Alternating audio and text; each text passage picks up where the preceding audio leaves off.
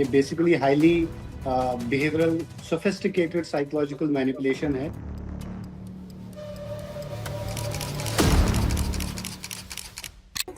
देखिए, सबसे बड़ा सवाल ये कि बार बार झांसे में फंसना, ये मतलब क्या लगता है, डर है, लालच है या भरोसे का खेल है? और दूसरी बात ये भी कि डिजिटल अरेस्ट से या इस नाम को सुनते हुए लोग इतना क्यों घबरा जाते हैं, ये भी मेरा सवाल रहेगा।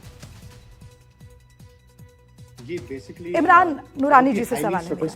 हाँ, ये basically highly behavioural sophisticated psychological manipulation है, जिसमें हम कस्टमर या क्लाइंट जो भी हो, जब भी आप किसी को बोलोगे कि आपका गैस कनेक्शन डिस्कनेक्ट हो जाएगा, आपका मोबाइल जो है अभी डिस्कनेक्ट होगा, आपके अकाउंट फ्रीज हो जाएंगे, तो हमारा जो समझ है या थिंकिंग है वो समझ लॉजिकल रैशनलाइजेशन से निकल के सर्वाइवल मोड में चला जाता है।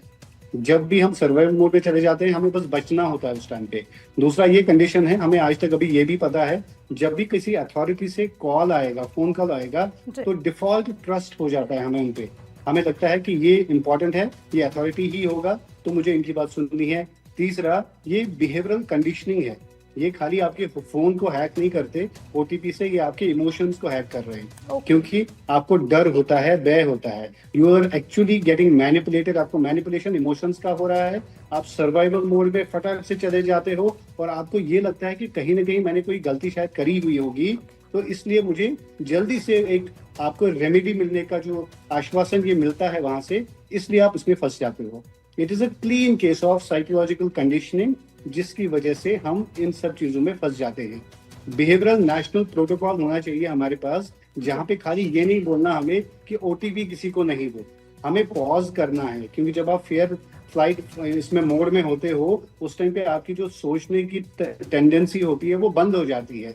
तो आपको सबसे पहले उनको बोलना है पॉज करो, डिस्कनेक्ट करो, फिर वापस वैलिडेट करके रिस्पॉन्स दो। अगर ये तीन चीजें हमने समझी कि मैं इमोशनली रिएक्ट कर रहा हूँ, इंटेलिजेंटली नहीं कर रहा, ये जो ट्रैप ट्रिक है ना, ये क्या है? मतलब कैसे इंसान के माइंड को पढ़ लेता है जो साइबर ठगी कर रहा है, फ्रॉड? ये क्या ट्रैप है, इसकी क्या ट्रिक होती है? ये क्वालिफाइड साइकोलॉजिस्ट तो नहीं होंगे, लेकिन उनकी जो बिहेवियरल ट्रेनिंग है वो बहुत ही स्ट्रांग है। क्योंकि उनको ये पता है कि हाई रिस्क ग्रुप कौन सा होता है, कहाँ पे।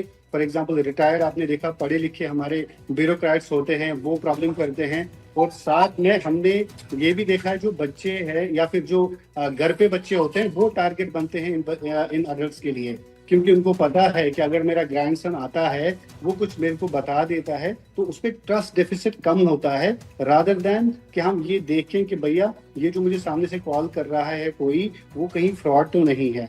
Manipulation of thoughts is the key है। जो भी आपको बात कर रहा है, सबसे पहले आपको वो डराता है, आप उत्तेजित मोड में चले जाते हो, आपकी थिंकिंग बंद हो जाती है और आप रिएक्ट करना स्टार्ट करते हो रादर देन रेस्पॉन्ड देना।